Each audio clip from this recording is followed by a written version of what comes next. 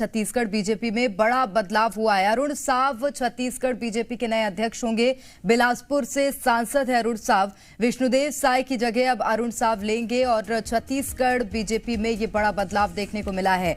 Arun Sao Chhattisgarh BJP के नए अध्यक्ष होंगे। इससे पहले आपको बता दें विष्णुदेव साय छत्तीसगढ़ बीजेपी के अध्यक्ष थे, लेकिन अब उनकी जगह अरुण साव लेंगे और छत्तीसगढ़ में बीजेपी की कमान संभालेंगे। वरिष्ठ नेता हैं, सांसद भी हैं अरुण साव, और अब छत्तीसगढ़ बीजेपी के नए अध्यक्ष के रूप में अरुण साव को देखा जाएगा, क्योंकि अब छत्तीसगढ़ बीजेपी की कमान अरुण साव ही संभालेंगे।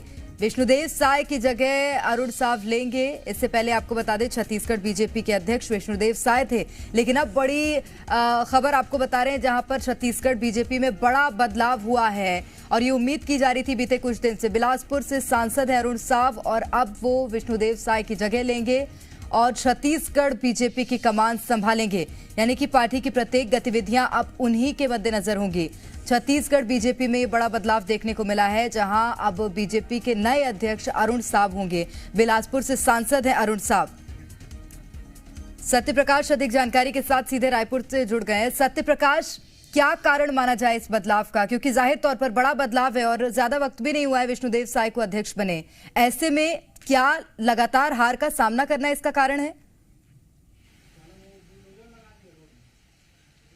देखिए, दो तीन वजह हो सकती हैं जो फौरी तौर पे दिखाई देता है। एक तो विधानसभा चुनाव के बाद और विशेष तौर पे जब नियुक्ति हुई एज ए प्रदेश अध्यक्ष विष्णुदेव साय की, उसके बाद जो चुनाव हुए हैं प्रदेश में, चाहे नगरीय निकाय के चुनाव हो, पंचायत के चुनाव हो, उन चुनावों में कहीं ना कहीं कांग्रेस पार्टी आगे बीजेपी से काफी रही है।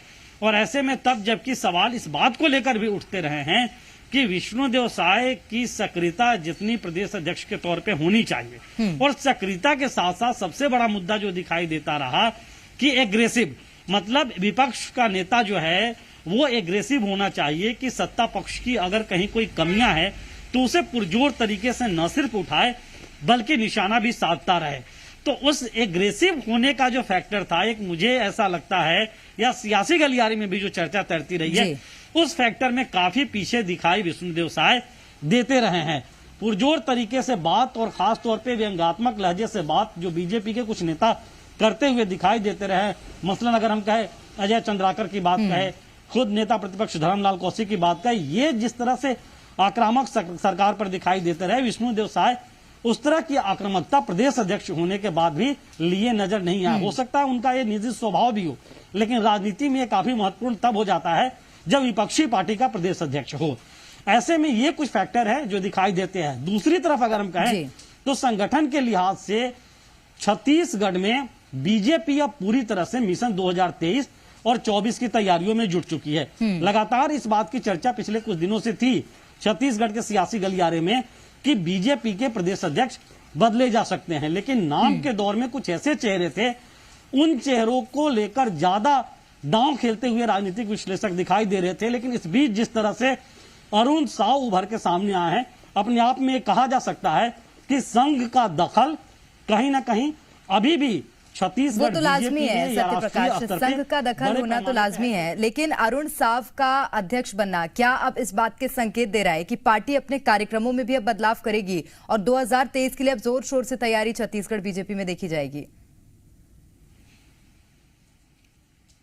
देखिए, अरुण साव की नियुक्ति को जातिगत फैक्टर से जोड़कर देखा जा सकता है, क्योंकि 2023 में विधानसभा का चुनाव है और छत्तीसगढ़ में अगर हम कहें तो आदिवासी समाज के बाद साहू समाज के लोगों की तादाद सबसे ज्यादा है और करीब 30 से अधिक ऐसे विधानसभा के सीट हैं जहां पे साहू समाज अपना दबदबा रखता है, या ये कहें हम कि जीत हार का फैक्टर तय करता है। अरुण साव साहू समाज से आते हैं, मतलब ओबीसी वर्ग से आते हैं, और छत्तीसगढ़ में 2018 विधानसभा चुनाव से पहले भी ओबीसी वर्ग से ही विपक्ष के जो प्रदेश अध्यक्ष थे, मतलब कांग्रेस पार्टी तब विपक्ष में होती थी, भूपेश बघेल वो प्रदेश अध्यक्ष थे और ओबीसी वर्ग से थे। धर्मलाल कौशिक भी छत्तीसगढ़ में बीजेपी के प्रदेश अध्यक्ष हुआ करते थे, वो भी ओबीसी वर्ग से थे।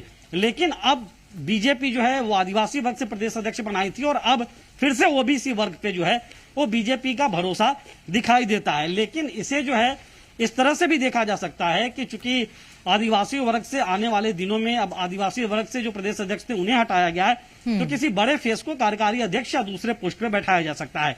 लेकिन छत्तीसगढ़ में अगर हम बीजेपी की तैयारियों की जहां तक आपने बात की उस लिहाज से देखें तो निश्चित तौर पे अब नए तरह से रणनीतियां बनेगी। ये भी हमने पहले भी दिखाया था जी मध्य प्रदेश छत्तीसगढ़ ने कि संघ किस तरह से एक्टिव हुआ है छत्तीसगढ़ में। आने वाले दिनों में बड़ी बैठकें भी होने वाली है।